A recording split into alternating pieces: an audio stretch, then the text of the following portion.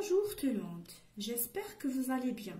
Aujourd'hui, je vais vous présenter une leçon de lecture de l'unité 5, L'eau et la vie, semaine 2, destinée aux élèves de la 3e année de l'enseignement primaire. Notre texte est intitulé « L'eau, c'est de l'or ».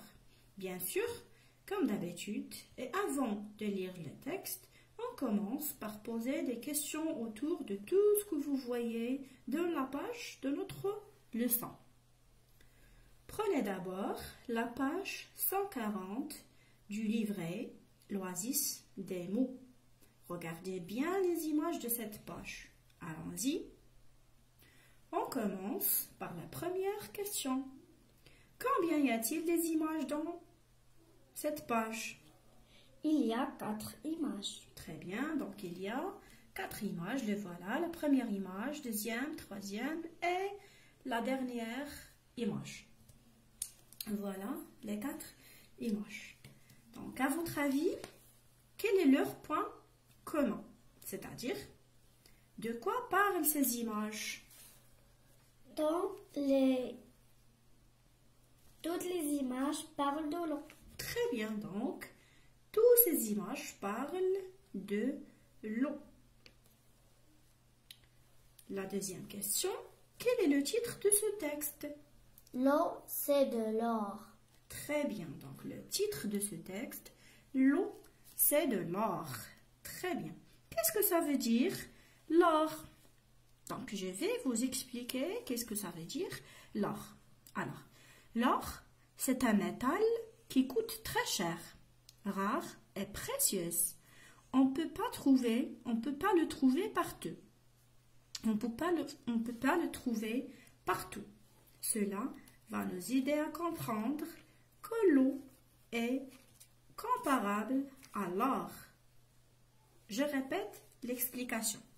Donc, l'or, c'est un métal qui coûte très cher, rare et précieux. On ne peut pas le trouver partout. Cela va nous aider à comprendre que l'eau est comparable à l'or. En passant maintenant à la 5e question. Qu'est-ce qu'on peut retirer de la première image? Autrement, qu'est-ce que vous voyez sur la première image? Allons-y. Je vois sur la première image de l'eau qui coule d'un robinet et un tuyau cassé. Très bien. Donc, je vois dans la première image, voilà, de l'eau qui coule d'un robinet, pardon. Donc, de l'eau qui coule d'un robinet et d'un tuyau cassé. Très bien. Que vous voyez? Qu'est-ce que vous voyez sur la deuxième image? Je vois sur la deuxième image une femme qui transporte des bidons d'eau. Très bien. Donc, la deuxième image, je vois sur la deuxième image une fille ou une femme transporte des bidons d'eau sur ses épaules. Vous remarquez? Sur ses épaules. Très bien. Que représente la troisième image? Je vois sur la troisième image des gens font la queue devant une fontaine d'eau. Très bien. Donc, je vois dans la troisième image des gens, voilà, des gens font la queue, sauf la queue, devant la fontaine, devant une fontaine d'eau. Dernière image. Je vois sur la dernière image une femme qui cherche de l'eau dans un puits. Très bien. Donc la dernière image, je vois sur la dernière image une femme, voilà la femme, qui cherche de l'eau dans un puits. Voilà, puits, dans un puits. Très bien. Alors maintenant, on va lire le texte. Lisez le texte avec moi, s'il vous plaît. Donc, le titre du texte, l'eau, c'est l'or. Donc, voilà l'or. Voilà, on a déjà expliqué qu'est-ce que ça veut dire l'or. Donc, l'eau, c'est de l'or. L'eau est rare. Dans certains pays d'Afrique, il y a des gens qui meurent de soif.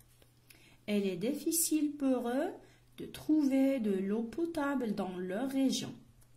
Pour cela, les gens creusent des puits.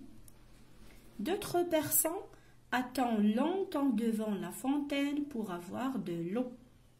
D'autres encore vont très loin pour chercher de l'eau dans des bidons. Le 22 mars de chaque année est la journée mondiale de l'eau. Cette journée est une fête pour l'eau. Alors, pensons aux autres. Ne gaspillons pas l'eau. L'eau est précieuse comme de l'or. Je répète la lecture. L'eau, c'est de l'or. L'eau, c'est rare. Dans certains pays d'Afrique, il y a des gens qui meurent de soif. Il est difficile pour eux de trouver de l'eau potable dans leur région. Pour cela, les gens creusent des puits.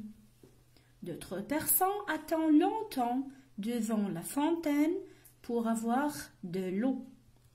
D'autres encore vont très loin pour chercher de l'eau dans des bidons. Le 22 mars de chaque année est la journée mondiale de l'eau. Cette journée est une fête pour l'eau. Alors, pensons aux autres. Ne gaspillons pas l'eau. L'eau est précieuse comme de l'or. Allons-y alors. On va répondre aux questions de la rubrique « J'écoute et je comprends ». J'écoute et je comprends. La première question. Où se trouvent les pays qui manquent d'eau? Allons-y. Dans l'Afrique. Très bien. Donc, les pays qui manquent d'eau se trouvent en l'Afrique. Donc, l'Afrique est un continent. C'est bon? La deuxième question. Les gens trouvent-ils l'eau facilement? Non. Non. Trouve la phrase qui le montre. Allons-y alors. Allons-y. Il est difficile pour eux de trouver de l'eau potable dans leur région. Très bien. Donc la phrase qui le montre se trouve dans la première paragraphe. Elle est là.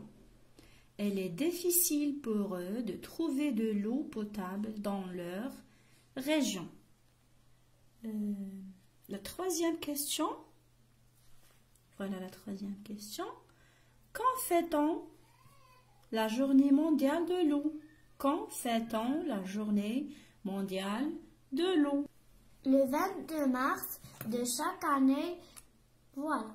Très bien. Donc, le 22 mars de chaque année est la journée mondiale de l'eau.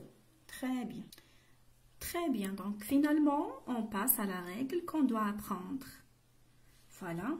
Donc, la règle qu'on doit apprendre.